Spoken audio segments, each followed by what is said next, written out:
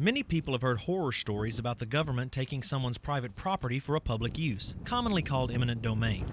But few think it could actually happen to them. Robert Fleming is not one of those. He has been fighting to save his property for well over a decade. I got started in the early 90s when the high-speed rail was so-called the bullet train, which ran a real similar track to the Trans-Texas corridor. Though the TTC is his latest battle, talks of federal stimulus funds have brought the idea of high-speed rail back to Texas. Current proposals have 200-mile-an-hour passenger trains traveling from Dallas to San Antonio and Houston to Temple in what's been aptly called the Texas T-bone. Us Texans, do you want to do without your car? No. Do I want to do without my car? No. You know, we don't have the infrastructure set up here in Dallas, Fort Worth, and Houston and San Antonio where the bullet train is actually, destined to go in the large cities. This is the newest in a string of ideas to relieve the Lone Star State's already congested highways. But Joe Maley of the Texas Farm Bureau says before any track is laid, private property rights have to be reformed. The issues are still the same.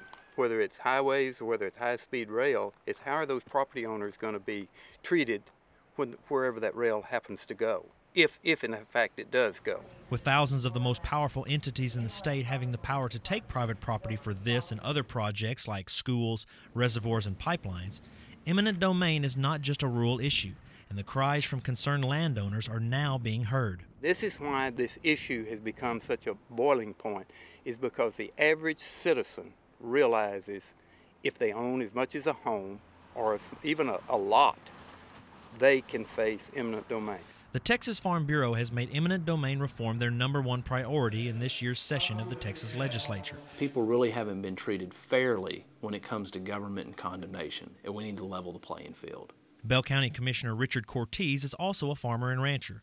He says the rights of property owners must be respected more than they have in the past. Normally we consider a willing buyer and willing seller.